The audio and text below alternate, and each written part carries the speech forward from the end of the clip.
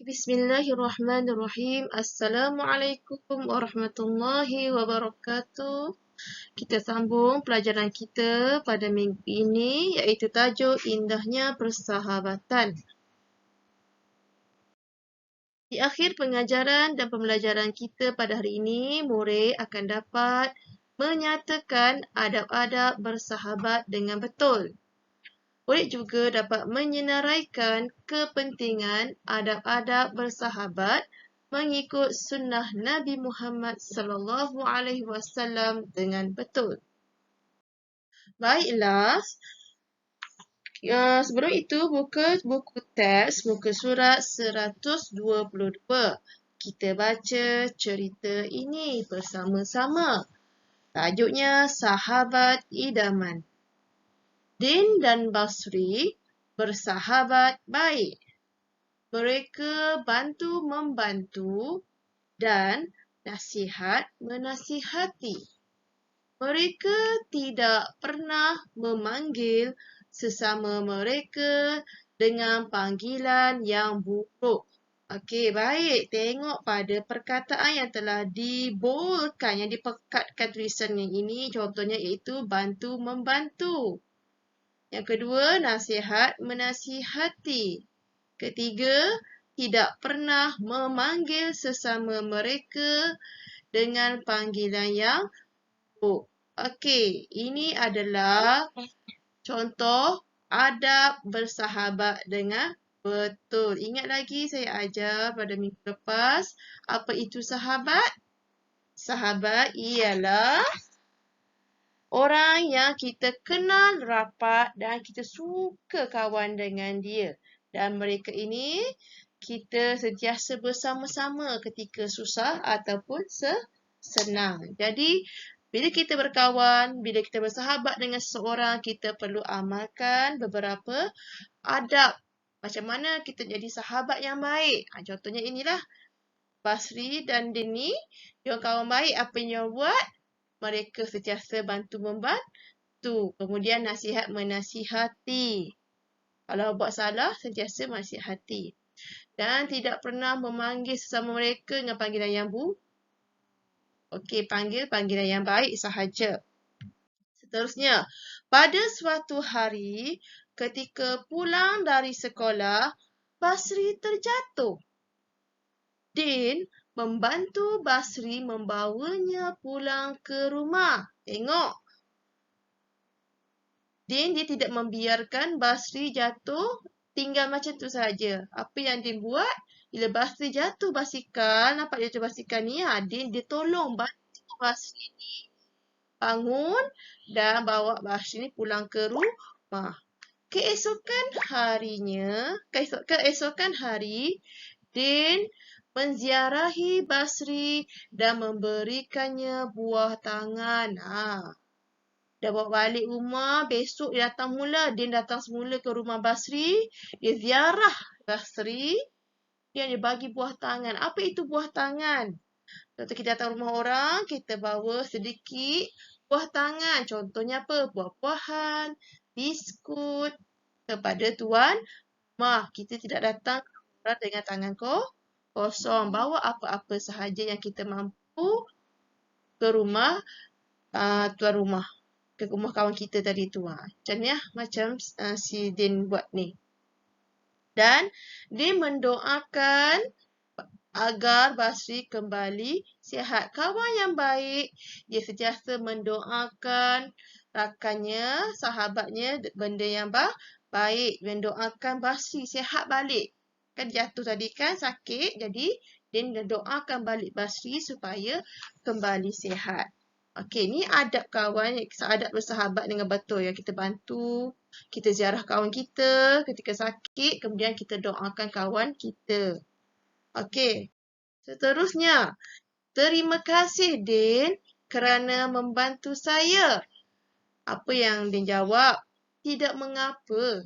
Itu sememangnya tanggungjawab seorang sahabat. Contohilah Din dan Basri dalam bersahabat. Okey, kita ada kawan kita. Contoh ikut cara macam mana Din dan Basri ni berkawan, bersahabat.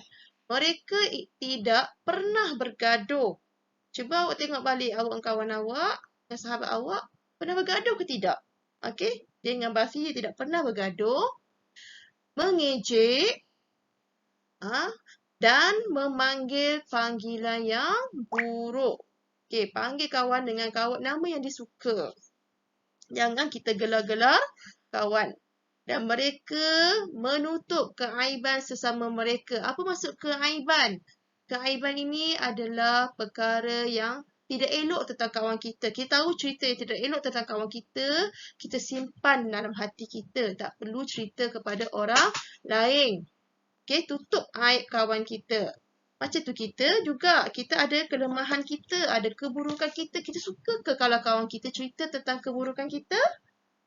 Sudah tentu kamu tidak suka. Okey. Berdasarkan cerita yang saya telah baca tadi, kita tengok balik apa dia adab-adab bersahabat.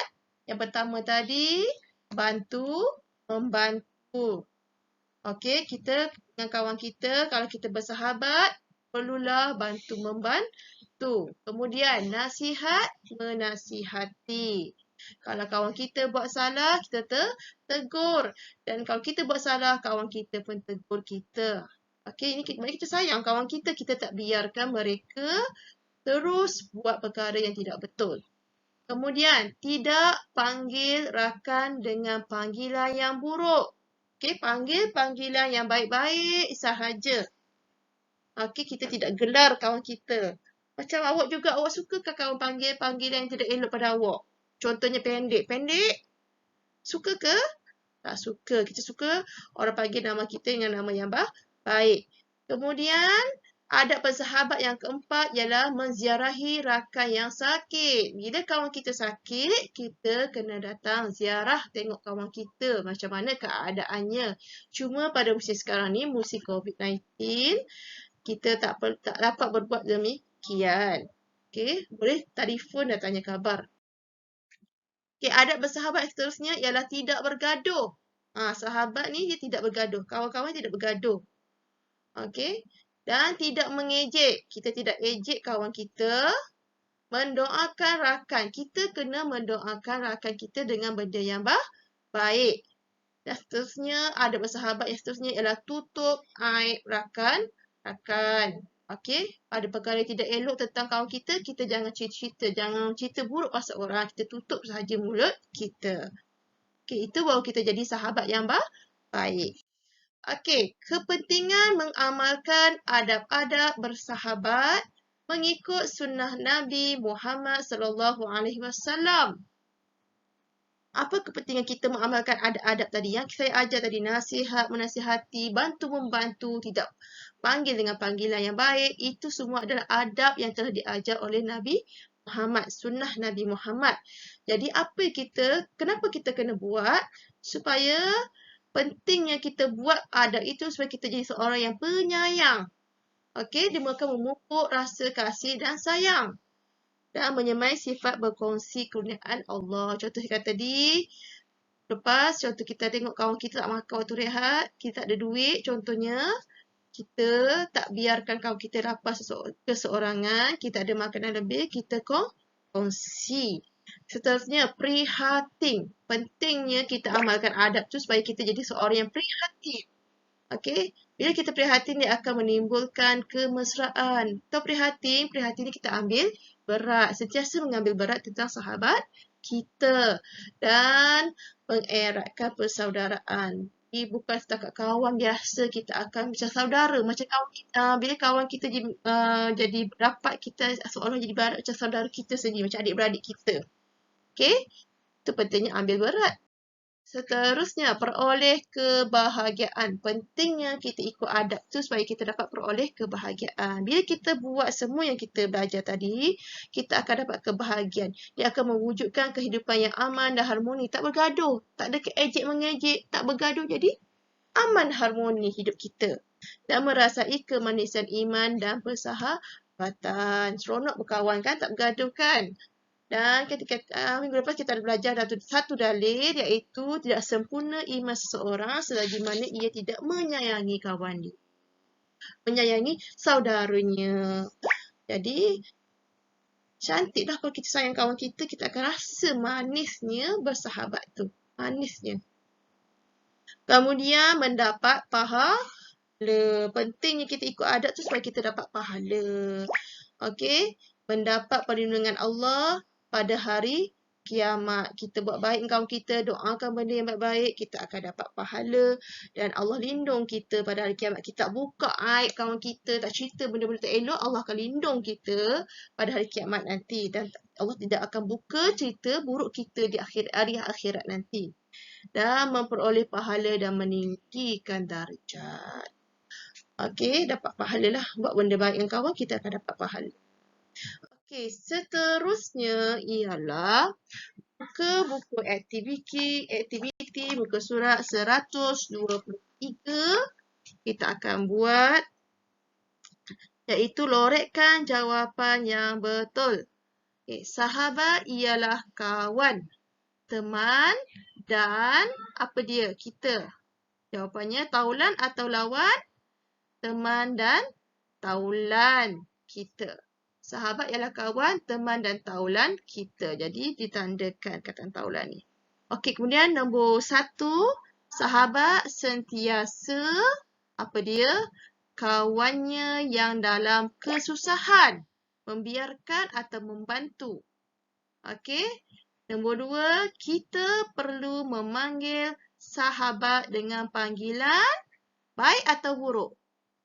Okey, awak fikir dah tandakan jawapannya. Nombor 3, berikan nasihat dengan kasar atau berhikmah. Pilih.